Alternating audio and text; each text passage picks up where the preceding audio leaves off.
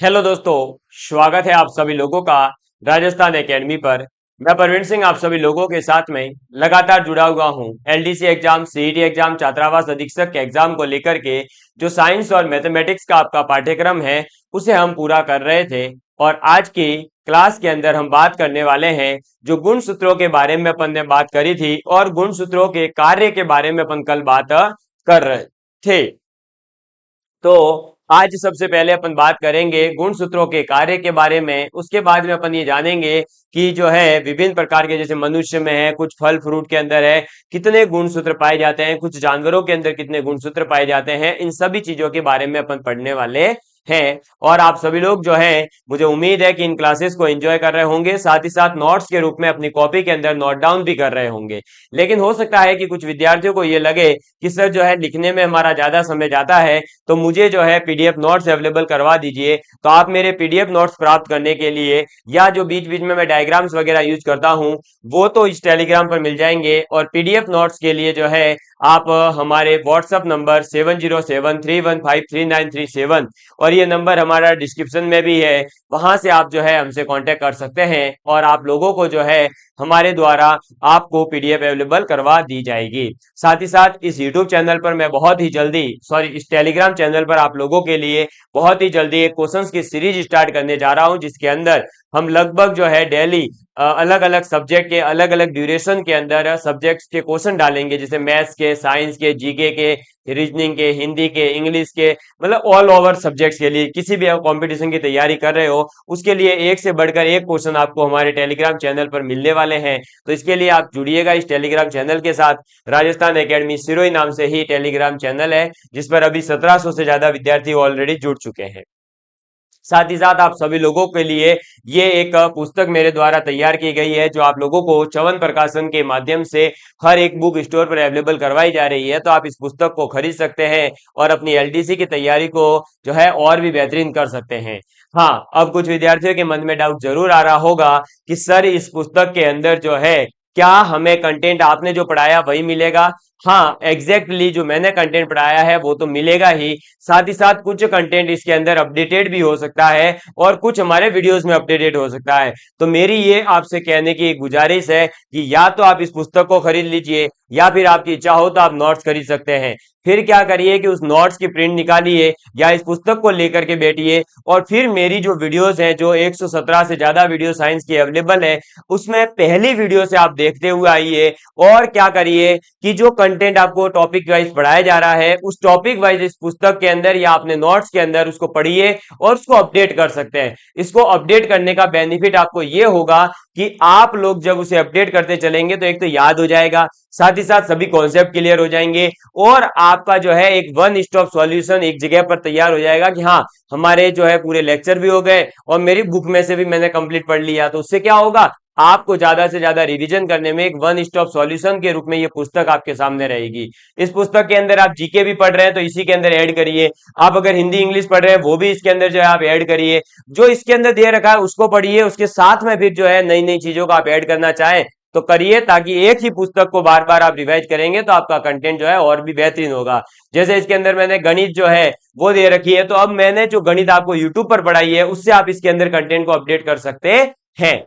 चलिए अब हम बात करते हैं गुण सूत्रों के कार्य के बारे में। तो गुण सूत्रों के कार्य के बारे में मैंने आपको बताया था कि कब 1902 के अंदर, कब 1902 के अंदर जो है दो वैज्ञानिक हुए थे। कौन कौन हुए थे? एक थे आप और एक था मैं। मेरा नाम क्या था? सटन। क्या नाम था? सटन। और आप सभी का नाम मैंने क्या दिया था? बोवर।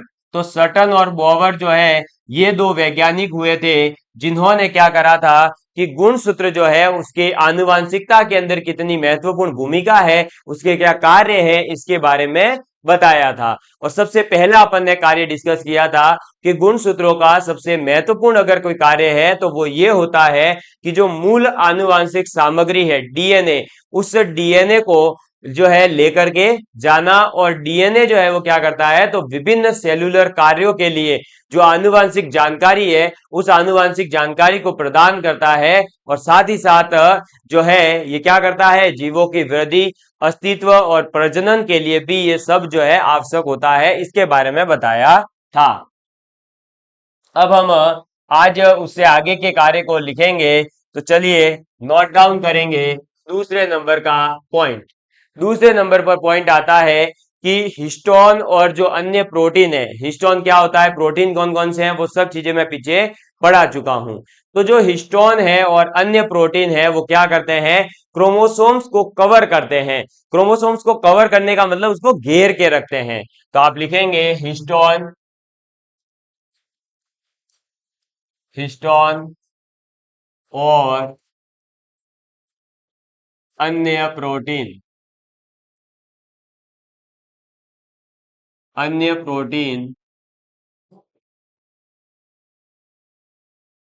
क्रोमोसोम को कवर करते हैं, कवर करते हैं। ठीक है। इसके बाद में लिखेंगे कि ये जो प्रोटीन है, ये प्रोटीन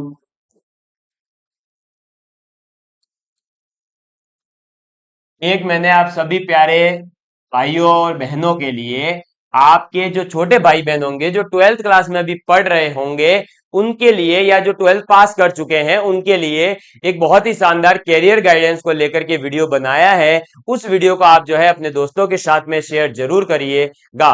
तो ये जो प्रोटीन है, इसे इसे रासायनिक, यानी कि केमिकल, रासायनिक, जैसे कि अपन कह सकते हैं एंजाइम। ठीक है। तो इसके ब्रैकेट में लिखो जैसे एंजाइम, जैसे एंजाइम। ठीक है। और और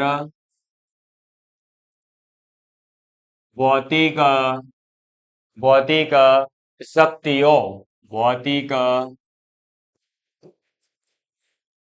शक्तियों से क्या करेगा, बचाते हैं, भौतिक शक्तियों से बचाते हैं। किसको, तो क्रोमोसोम को। अपन ने देखा कि भाई क्रोमोसोम को जो है हिस्टोन और अन्य प्रोटीन कवर करके रख रहे हैं। तो वो कवर करके रख रहे हैं, तो आखिर किसी भी जैसे सेलिब्रिटी होती है उसको जो है उसके बॉडीगार्ड्स कवर करके रखते हैं। कुछ अपना जो घर है तो उसके अपन चारों ओर बाउंड्री बनाते हैं। वो सब बनाते क्यों है, वो कवर करके रखते क्यों है, क्योंकि उनको जो है किसी न किसी रासायनिक या भौतिक शक्तियों से क्या होता है, खतरा होता है। तो क्रोमोसोम्स को भी जो रासायनिक और भौतिक शक्तियों से खतरा है उनसे बचाने का कार्यक्रम करते हैं, तो ये हिस्टोन और प्रोटीन करते हैं। फिर इसके बाद में लिखेंगे कि इस प्रकार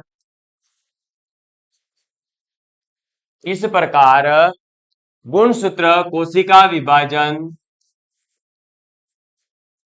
गुणसूत्र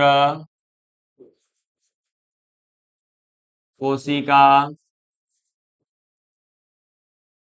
विभाजन, गुणसूत्र कोशिका विभाजन की प्रक्रिया,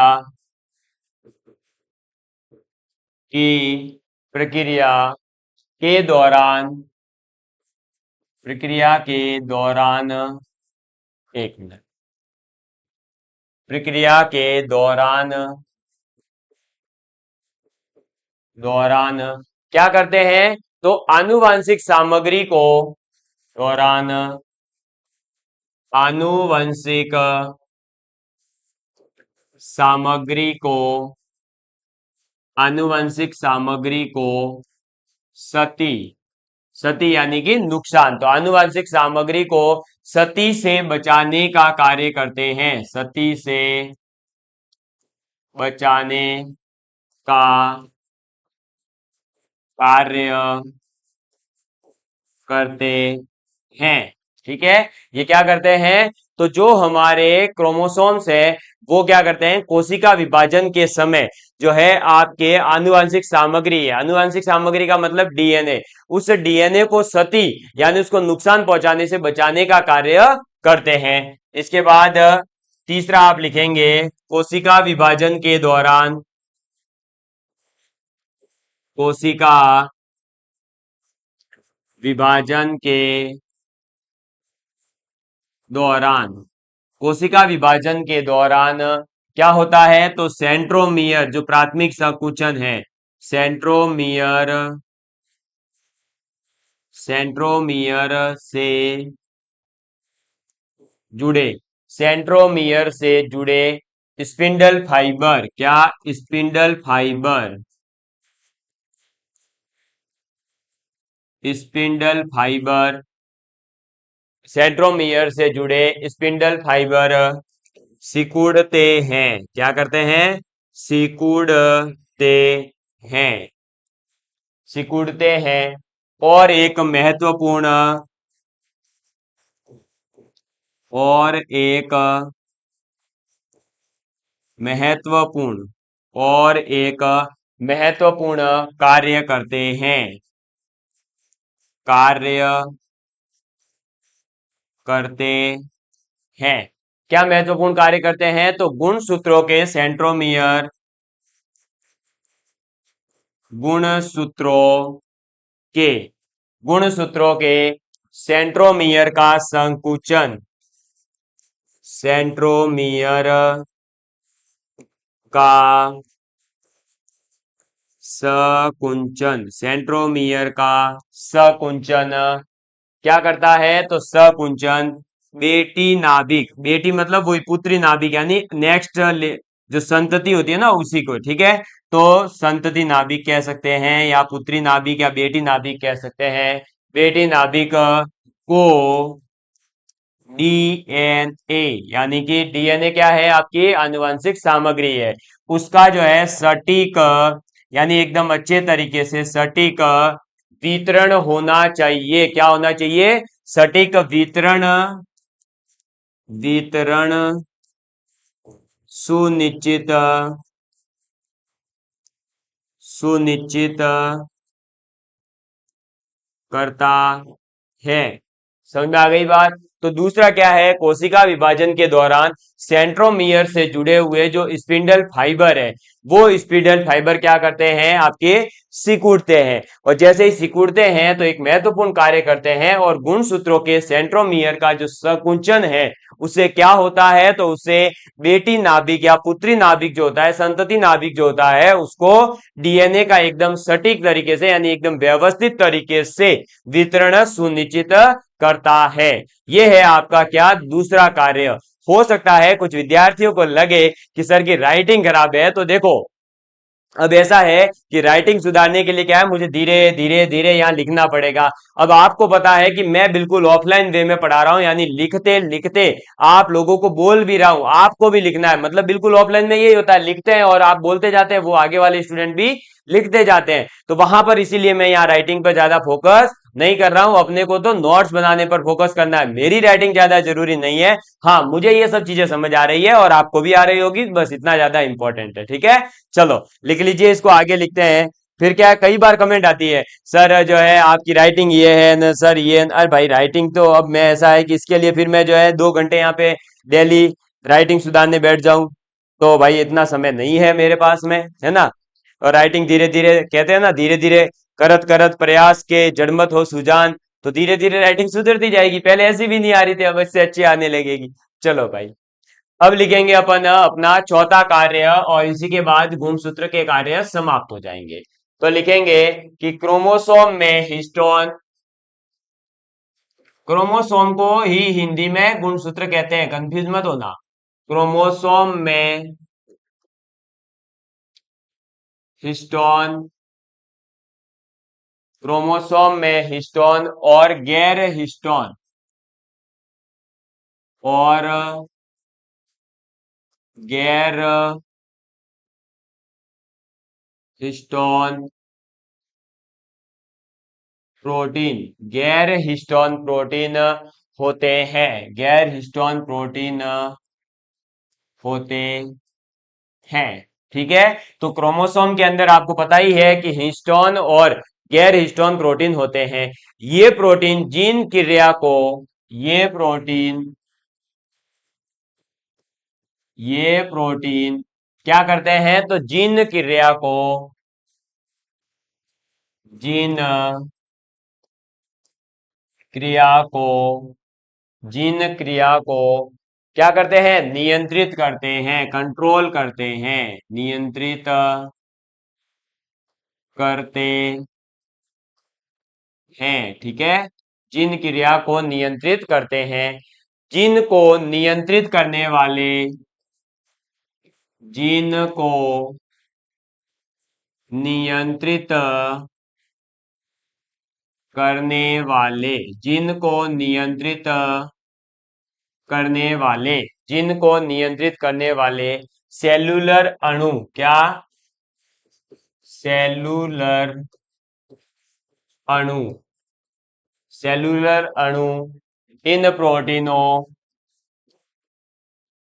इन प्रोटीनों को सक्रिय, इन प्रोटीनों को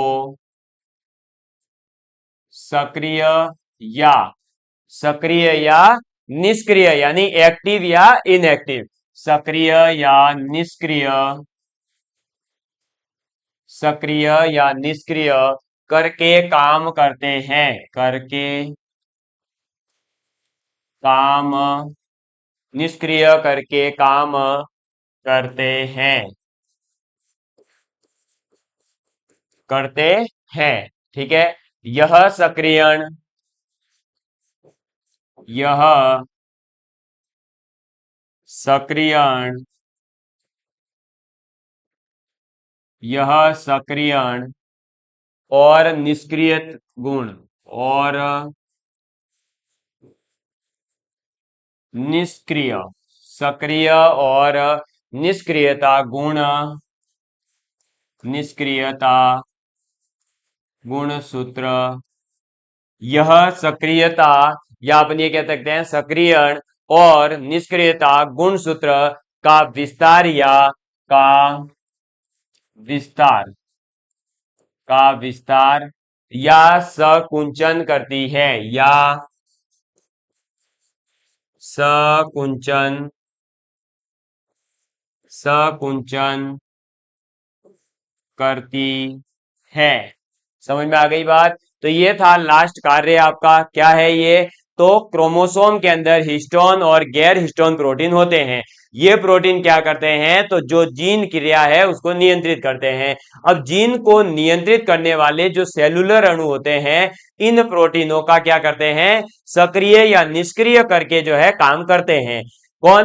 तो ये आपके जीन को नियंत्रित करने वाले जो सेलुलर अणु है, वो इन सेलुलर अणु के द्वारा क्या होता है? इन प्रोटीनों को सक्रिय या निष्क्रिय कर दिया जाता है और फिर वो सेलुलर अणु काम करते हैं।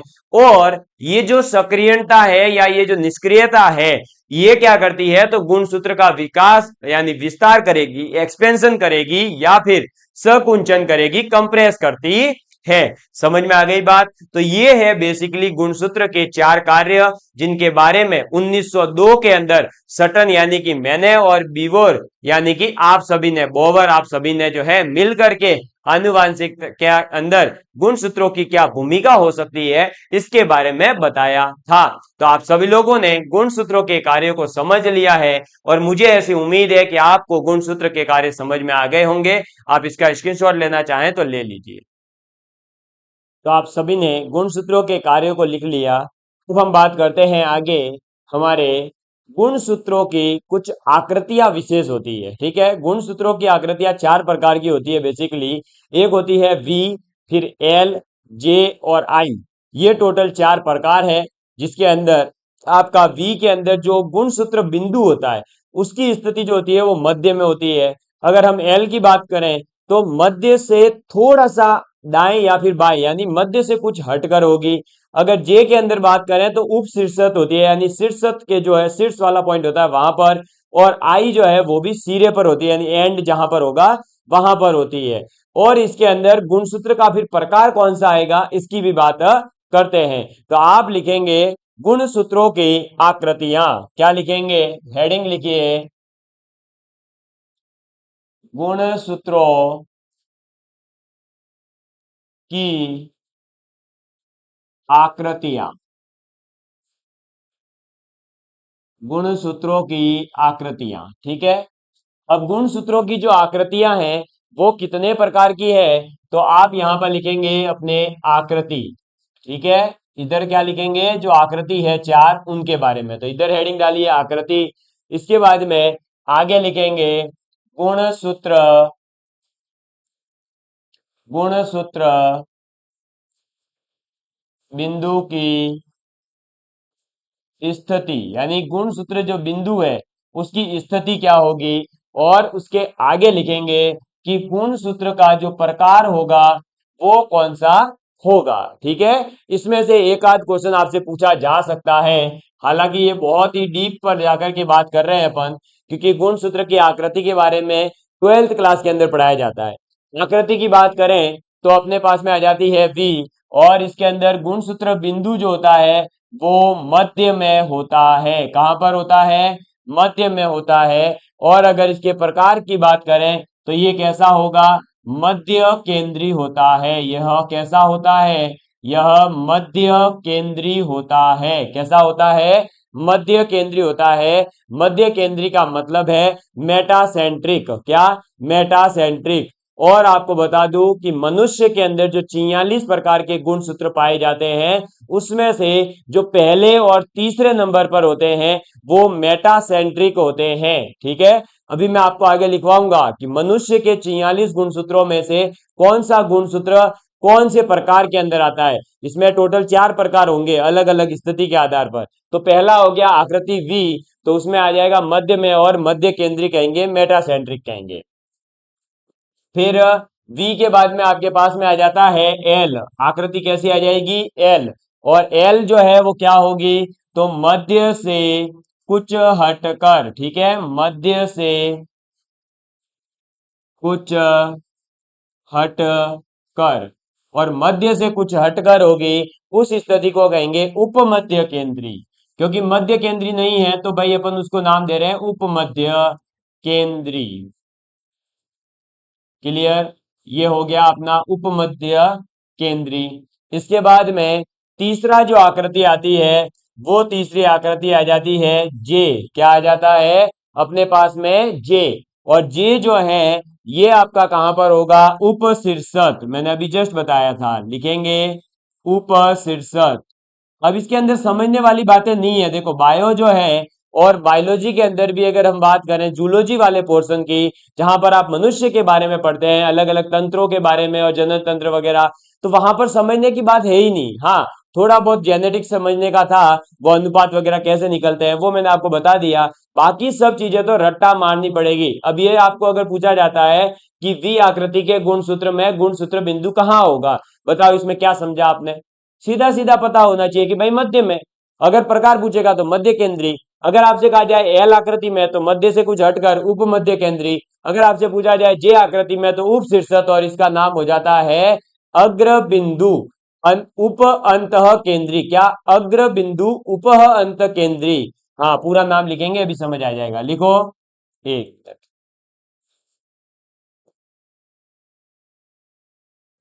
लिखेंगे। क्या लिखेंगे? तो अग्र बिंदु यानी आगे का बिंदु, अग्र बिंदु उप, अग्र बिंदु उप अंतः केंद्री, उप अंतः केंद्री। ठीक है, इसके बाद में लास्ट आपके पास में आ जाता है फोर्थ आई। कौन सा आकृति आ जाएगी? आई आकृति। और ये कहां पर होगा? तो ये होगा सिरे पर। कहां पर होगा? सिरे पर होगा। और अगर बात करें इसके प्रकार की तो अंतः केंद्री। इसका प्रकार कैसा होगा? अंतः केंद्री होगा। ठीक है, और अंतः केंद्री को अपन क्या कहेंगे? तो इसको कहते हैं टेलोसेंट्रिक। अगर बात करें अग्र बिंदु उपह अंति की तो ये होता है एरोसेंट्रिक। ठीक है, और उप मध्य केंद्री को क्या कहेंगे? सब मेटासेंट्रिक। और मध्य केंद्री को क्या कहेंगे? मेटासेंट्रिक कहेंगे। ठीक है, आप एक बार जो है गुणसूत्रों की आकृतियों का एक बार इसका स्क्रीनशॉट ले लीजिए, और ये याद रखना कि कितनी आकृतियां हैं। तो 4, वी एल जे आई। क्या? विलजी याद रख सकते हो? क्या? वीएलजी याद रखो या विलजी याद रख सकते हो? तो आपको याद रहेगा कि जो आपके गुणसूत्रों की आकृतियां हैं वो कैसी है? विलजी है। कैसी है? वीएलजी या फिर विलजी है। ठीक है, और इसके बिंदुओं की बात करें तो पहला वाला वी वाला कहां पर होगा? मध्य में। एल वाला मध्य से कुछ हटकर। जे वाला उप शीर्षक, और आई वाला सिरे पर। अगर बात करें प्रकार की तो वी जो है वो मध्य केंद्रीय है, एल जो है वो उप मध्य केंद्रीय है, आपका जे जो है वो अग्र बिंदु उप अंतः केंद्रीय और आई जो है वो क्या है, अंतः केंद्रीय है। ठीक है, इसका स्क्रीनशॉट ले लीजिए पूरे का, फिर अपन आगे बात करते हैं। ठीक है, जल्दी से ले लेंगे स्क्रीनशॉट फटाफट। इसके बाद में अपन जो है हमारे जो अलग अलग अपन ने इनकी बात करी है भाई, किसकी, प्रकारों की। इस प्रकार के अंदर जो है मैं आपको एक चीज लिखवाना चाहता हूं, मैं उसको यहीं लिख रहा हूं, तो मैं इसको थोड़ा सा आगे शिफ्ट करूंगा। ये थोड़ा सा शिफ्ट किया और इसको जो है अपन ने कहां से हटाया, ये यहां ले आए। ठीक है, थोड़ा सा देखिएगा। अब जो है आप कंफ्यूज नहीं हो इसलिए मैं एक लाइन खींच ही देता हूं, आप लोग भी इसी प्रकार से नोट डाउन करें। ये आकृति थी, ये इनकी स्थिति ये बिंदु था और ये इनके प्रकार थे। अब अपन बात करते हैं कि कौन से प्रकार में मनुष्य का 46 गुणसूत्रों में से कौन सा गुणसूत्र आता है। तो अगर मैं बात करूं मेटासेंट्रिक क्रोमोसोम की, मध्य केंद्री की, तो इसके अंदर आपके पहला और तीसरा जो गुणसूत्र है वो आता है। तो आपके लिखेंगे कि हेडिंग डालो मानव के गुण सूत्र। ठीक है, और मानव के जो गुण सूत्र है उनकी बात कर रहे हैं। तो हमारे पास मध्य केंद्री में फर्स्ट व थ्री, ठीक है, पहला और तीसरा ये दो गुण सूत्र ही है जो मध्य केंद्री होते हैं। मनुष्य के 46 गुण सूत्र होते हैं, टोटल कितने होते हैं, 46 होते हैं। उन 46 को 23 जोड़े पाए जाते हैं। ठीक है, उसमें 46 में से पहला और तीसरा जो है वो आपके मध्य केंद्री होता है। फिर बात करें अगर उप मध्य केंद्री की, सब मेटासेंट्रिक हमारा क्रोमोसोम, तो इसके अंदर गुणसूत्र 4 से लेकर के 12 तक के सभी पाए जाते हैं। क्या, 4 से 12। ठीक है, तो 4 से लेकर के 12 जो गुणसूत्र है वो सब या सब मेटासेंट्रिक कहे या उप मध्य केंद्री कहे वहां पर पाए जाते हैं।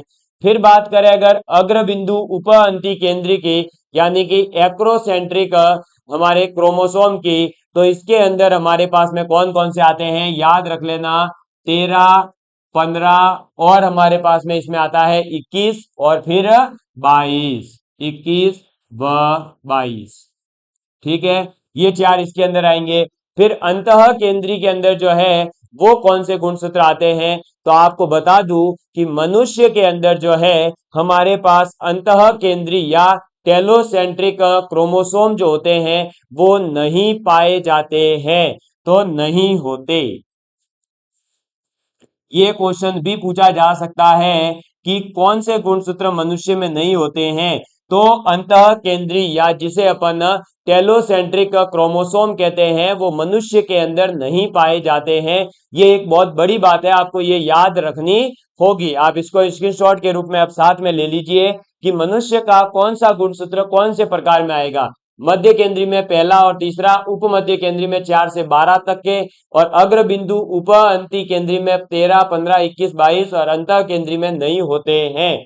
ठीक है, जल्दी से इसका स्क्रीनशॉट ले लीजिए फटाफट अगर आप लेना चाहते हैं तो, फिर अपन आगे जो है बात करेंगे। तो मुझे उम्मीद है कि आप सभी लोगों को ये चीज समझ में आ गई होगी। अब अगर हम आगे बात करें तो हमारे पास गुण सूत्रों के जो प्रकार आते हैं, टाइप्स ऑफ क्रोमोसोम की अगर बात करें तो लिखेंगे गुणसूत्रों के प्रकार। ठीक है, टाइप्स ऑफ क्रोमोसोम।